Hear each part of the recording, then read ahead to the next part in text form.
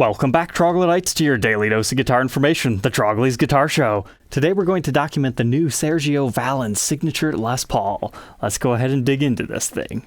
Alright, Sergio Vallin, in case you don't know who he is a Latin American guitar star with the group called Maná, which is Polynesian for positive energy. Personally, I had never heard of him before, but then again, this isn't necessarily meant for the North American demographic, as this was a worldwide release of guitars. And he seems like a really nice guy. Like at the very end of the Gibson video, you can tell he's really appreciative of this opportunity to have a cool signature guitar.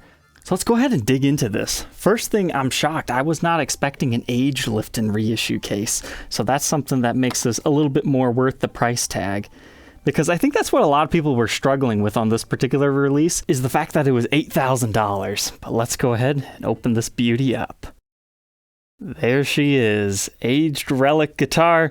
P90 in the neck position. You've got a humbucker in the bridge. Bigsby. We've got a lot to talk about today. All right, so Sergio. He is known for playing a 1955 Gibson Les Paul Standard, so naturally, when he has them do his own signature guitar, he's going to have them do something like that. However, unlike his original, he decided to have the custom shop do a humbucker pickup in the bridge, just to make this a little bit more varied. It kind of makes it like a Gibson BFG. I know Tom Scholes of Boston fame is very famous for a similar modification on one of his guitars. So that makes this piece kind of interesting, and the fact that it's a 1955 reissue.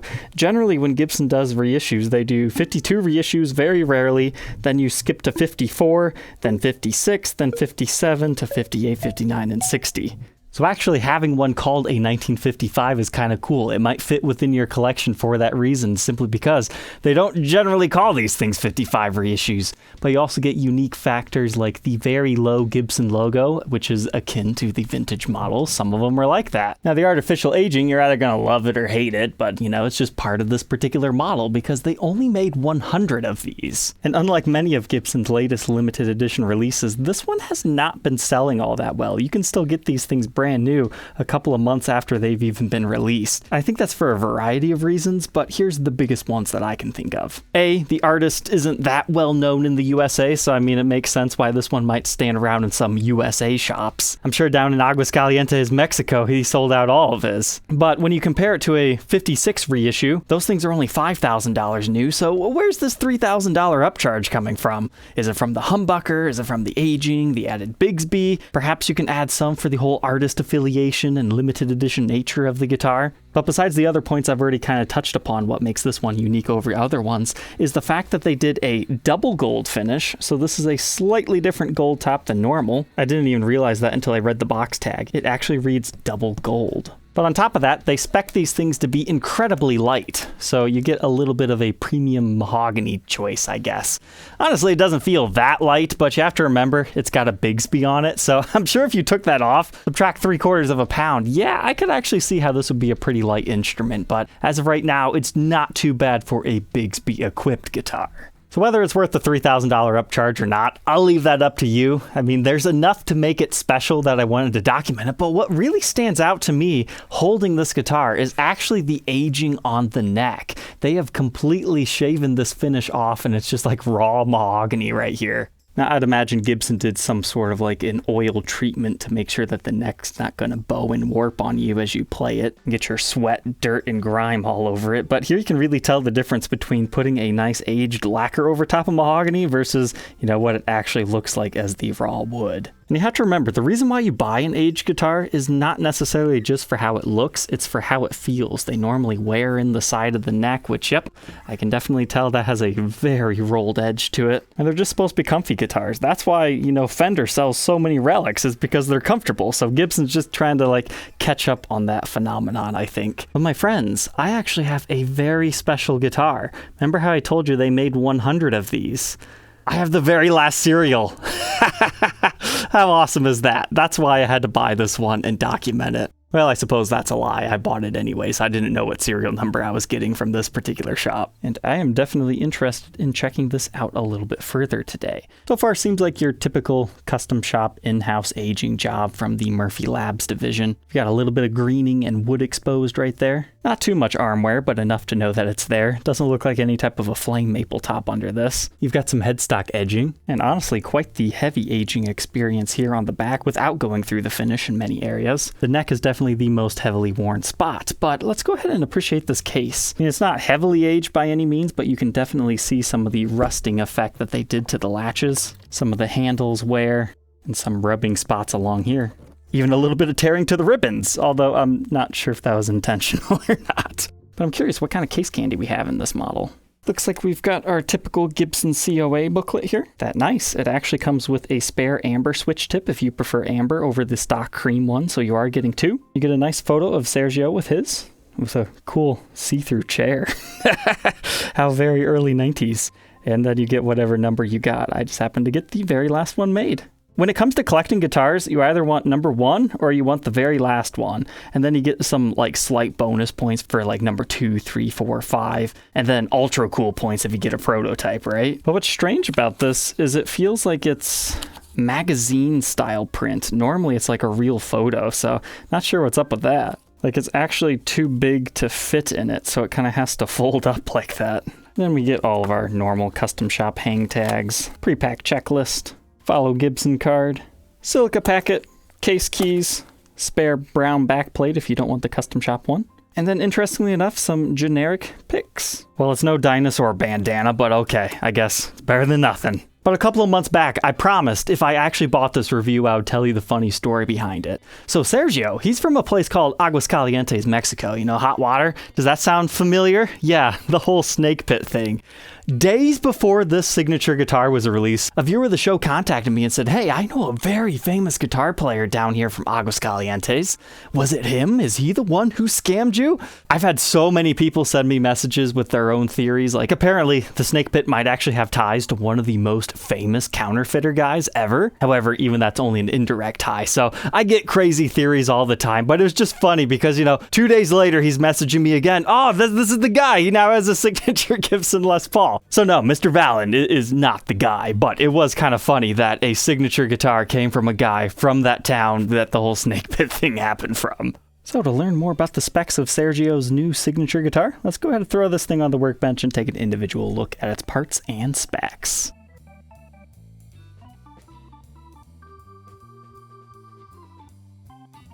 Inside Sergio's signature guitar, let's go ahead and check these specs. Our neck pickup is billed as a regular P90, however, it actually has a special marking, P90SV, Sergio Vallin. And you can see the date of production right here. So what that means to me is maybe these are slightly custom spec'd, or is it because these pickups actually came with their covers on it and they just pre-aged them before they put them in the guitar? The most identifying characteristic about these has to be that big scratch that they put a little bit of black dust and whatnot in to make it really stand out. But then just like the old Les Pauls, they're always happy to see you when you look inside their neck pickup. That's because you can see the long neck tenon right there, and then the eyes are formed by the screws that secure your P90 into place. Then the bridge pickup. It has a nickel cover that's ultra worn here. You can see the pole pieces are a little bit of a different color.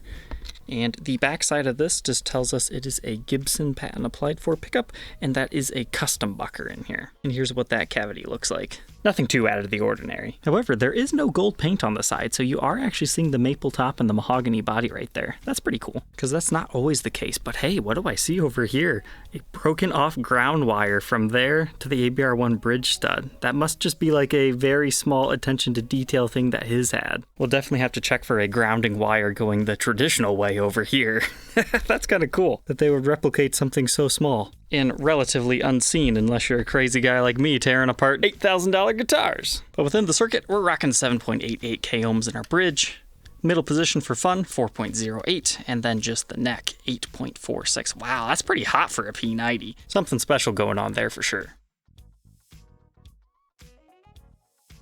So now let's talk about the bridge. It's a regular ABR1, and it's mounted traditionally straight into the body. There's no bushings. And it's your regular no-wire ABR1 bridge, just reads Gibson ABR1 on the back. Slightly aged, has a nice patina to it, but not over the top. Then we move on to the Bigsby. This does not have any stop bar tailpiece to it. It was never drilled for one. This is a true Bigsby factory Bigsby type thing going on here. I'm not sure if his was like that or not, but that is something you could occasionally find in the 50s. But if you were to put one in here right here, this is what they call the snake bite because of the two holes that secure the Bigsby to the top. But that's what one of these things looks like underneath it. They definitely aged the entire top, and you can see a little bit of scuffing caused by the Bigsby to the top of the instrument there. They did a nice job aging the Bigsby on this one, I think. Like, it's not so over the top that you're like, okay, yeah, intentional relic, but it's just like that nice, lightly worn in vintage looking one.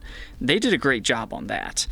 Now, as far as the guitar, I don't know. I'm still not sold on gold top aging artificially yet. It's really hard to pull that off, and they're getting closer and closer every day. Like, I really like the whole greening effect right here, but I'm sure they just kind of like pencil some of that green in or something. And they're probably not actually aging the golden compound, but who knows? Maybe they are. I don't know how they make these. I really wish they would kind of like show us in a video, but I can also understand at the same time why they don't. I think a really cool spec for one of these would be like have a flamed maple top, at least on like the left half side, so when you expose it, you can see it.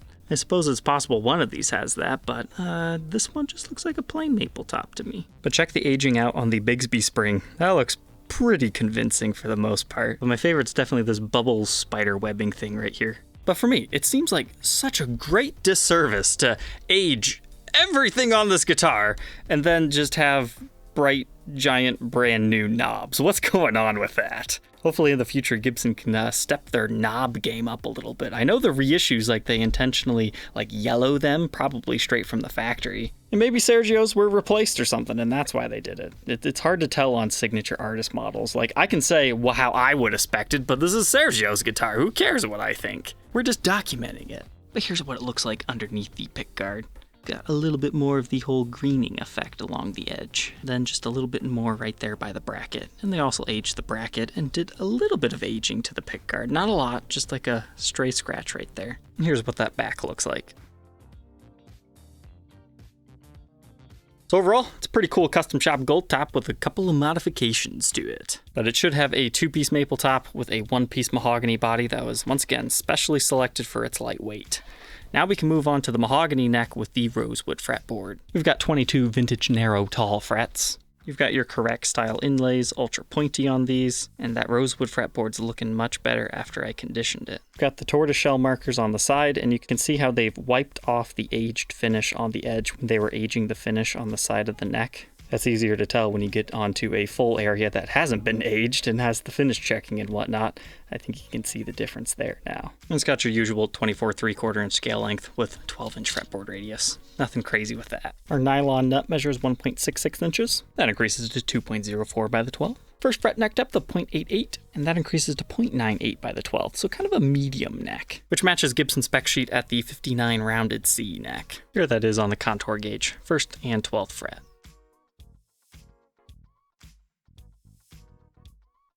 Moving on to the headstock here, we kind of briefly touched upon this before. The Gibson logo is purposefully low because that's how some of these vintage models were. You've got your Les Paul model silkscreen and all your finish checking galore that you would want on your headstock here. And all your dings at the headstock. Here's what the truss rod looks like straight from the factory. And you have your beautiful vintage historic style truss rod cover. It's got that nice beveled white edge to it. Check out this back. I didn't notice it before until I looked at it on the workbench. This has much tighter wood grain than I'm used to seeing on custom shops. A lot of the custom shops will have like big swirly wood grains, and it's like a little bit more of a dull brownish hue than I'm used to. So I can chalk that up to how that makes this just a little bit different from other gold tops. I mean, it's very similar, but just slightly different. I'm not sure what they did back here. But it looks like the big main characteristic of this one is a deep gouge right here. You can definitely feel that with your nail. And we've got a small area of chipped finish right here. And right here we've got some worming, as well as an unsure smiley emoticon, along with all this other great wear and tear along the side. Pretty basic custom shop stuff. You got 2 bumblebee caps in there with Gibson branded pots, all wired up 50 style, but I'm sad they don't have an R5 stamp in here. That would have made this extra cool, because a lot of the reissues will say R for what year they're reissuing right here. But apparently they don't have an R5 stamp. It's either that or they're just trying to copy his and they didn't want to actually market a reissue. Here we can see inside the toggle switch cavity. From the factory, it comes with one of your logos Gibson Custom Shop Established 1984 medallions. But of course, we've got the thin binding in the cutaway with extra checking over here. And here you can start to see some of the more wavy wood grain that you normally see. There's your output jack. Your strap button is tied in with your Bigsby there. And we'll do a quick walkthrough of the edge of it over here as well.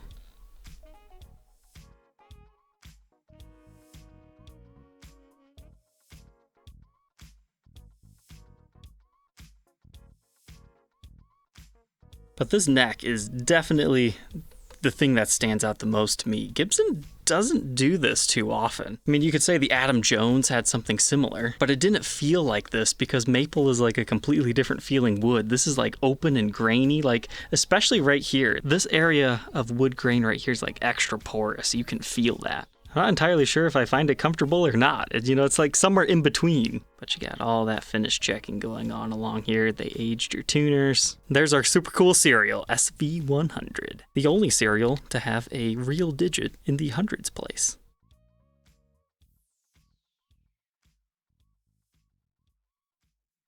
All said and done, for a Bigsby equipped Les Paul, did they reach their weight goal? I would say they did okay. 9 pounds, 3.6 ounces. So that'd be like, what, almost an 8.5 pound guitar otherwise? So let's go ahead, plug this thing in, and hear how this unique pickup combination sounds.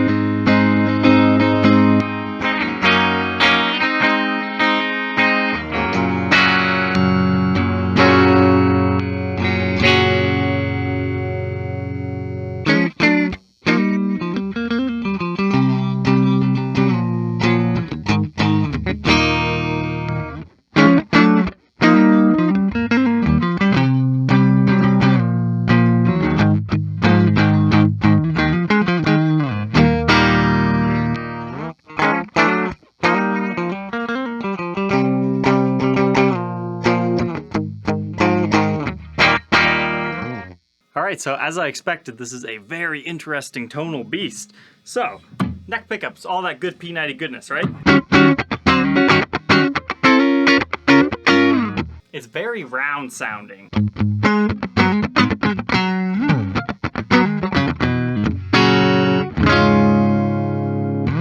Compared to the bridge, it gets really trebly, but it's completely different sounding.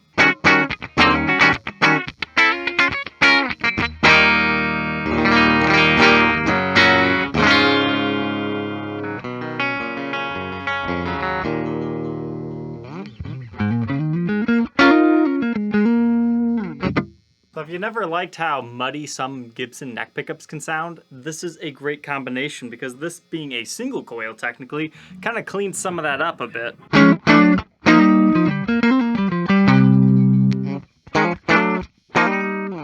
But where things get really fun is when you blend both of that together.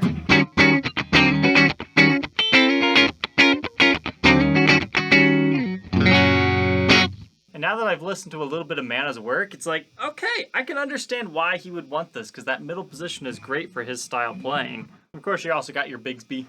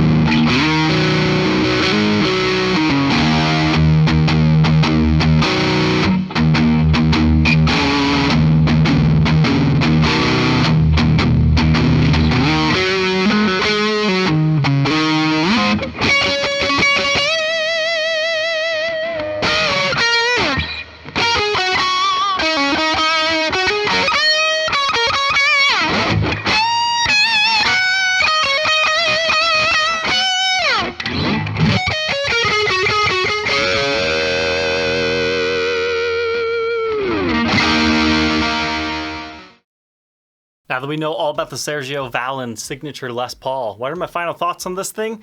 Maybe not the exact guitar for me, but I'm glad that this thing exists because we don't have enough P90 humbucker combination Les Pauls out there. I did listen to a little bit of their music. I really like that little riff that I tried to pay tribute to in today's episode, so if nothing else, maybe check out some of Mana's work. Even if you can't understand exactly what the songs are saying, hey, music is music. It is the universal language. But this bridge humbucker, geez, that thing is so hot, it's screaming. It sounds great with a little bit of distortion. Now, as far as the aging, I mean, you either love it or you hate it. That's just kind of how these modern guitars are, because most of them, like this one, you don't have an option to get a non-aged one. So if you like Sergio, you have to get the aged guitar. It just comes with the territory. And hey, if you're interested in adding number 100 to your collection, I'd hear out some offers. There's some other guitars I'd rather have in my own collection rather than this one. So if nothing else, I hope you enjoyed tonight's episode. Don't forget to like, comment, and subscribe, and we will catch you tomorrow on the next one. Take care.